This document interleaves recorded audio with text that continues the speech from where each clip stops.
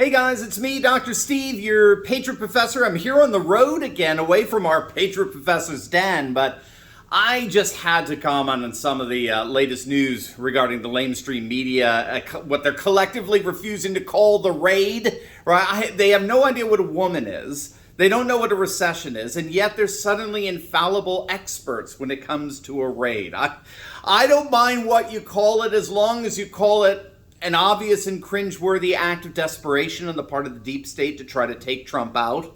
We could call it Liz Cheney's last stand or Liz Cheney's Hail Mary, her last desperate measure to try to finish the political career of Trump before her own embarrassing political career comes crashing down in just a matter of days. It almost certainly will.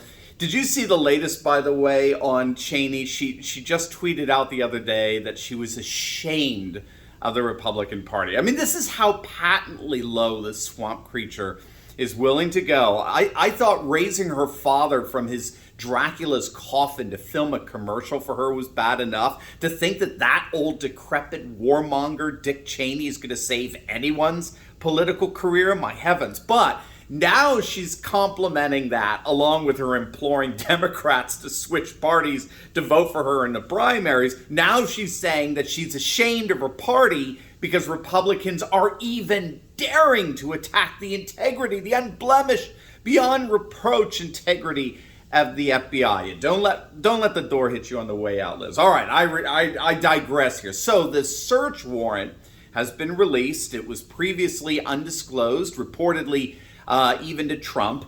And then after all this pressure from both Republicans and the lamestream media to disclose the contents of the warrant, Merrick Garland, our feckless attorney general, said, okay, we'll release the contents, but only if Trump agrees to it, which he won't because it's so damaging to him.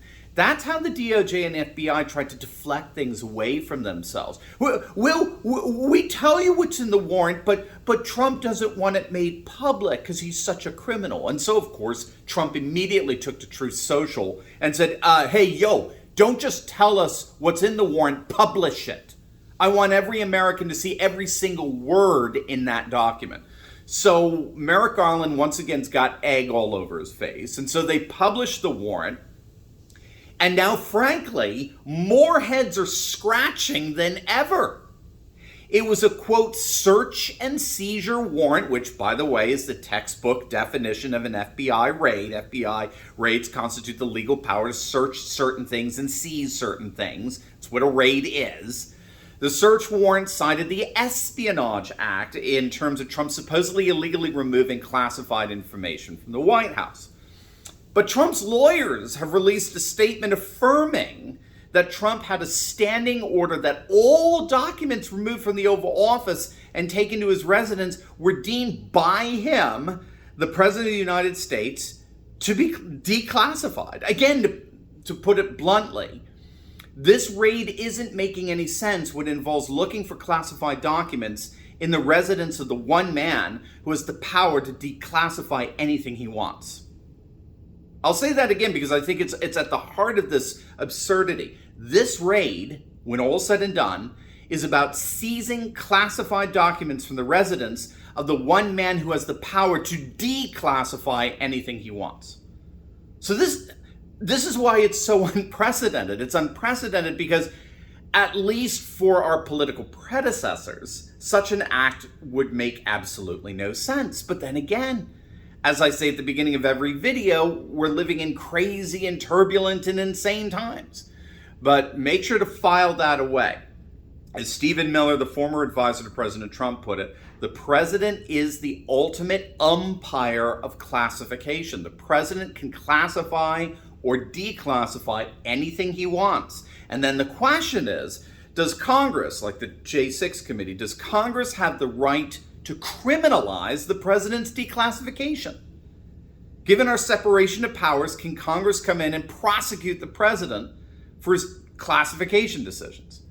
That's a tall order, and I highly doubt it. Many are pointing to a 1987 Supreme Court decision that affirmed unequivocally that the president has constitutional powers as commander-in-chief to classify or declassify in a way no other person in the nation has. And this is regardless of any statute passed by Congress.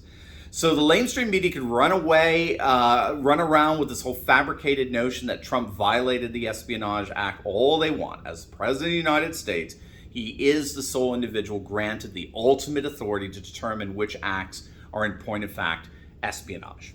All right? So the mainstream media is just once again demonstrating themselves to be patent propagandists for the deep state, nothing more. And then, of course, you had this bizarre mention of, quote, documents related to nuclear weapons.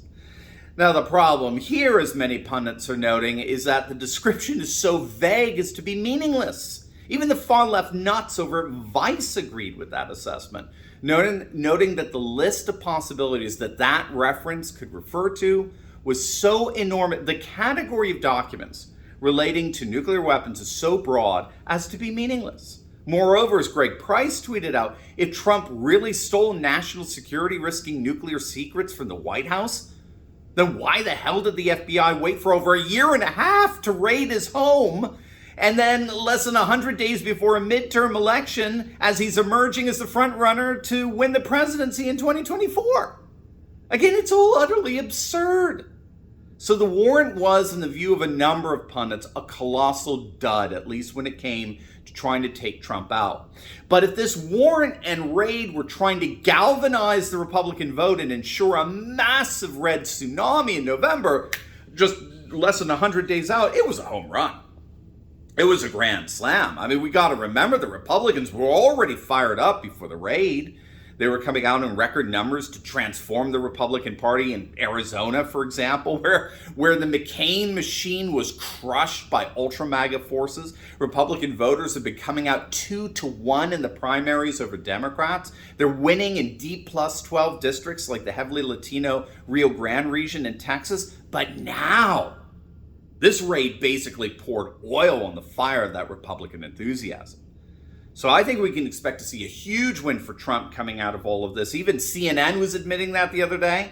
The first polls that were coming out showed a significant distrust in the FBI among both Republicans and independents. And it looks like that coalition of an energized Republican Party and a supermajority of independents are going to shape a massive red wave in November. And in many ways, we've got the FBI to thank for it. Make sure to smack that bell and subscribe button, gang, and make sure to check out my latest video I just uploaded on a deep dive in the latest poll that shows how the FBI raid has backfired spectacularly on the Democrats. You're not going to want to miss it, so make sure to click on that link, and I'll see you over there. God bless.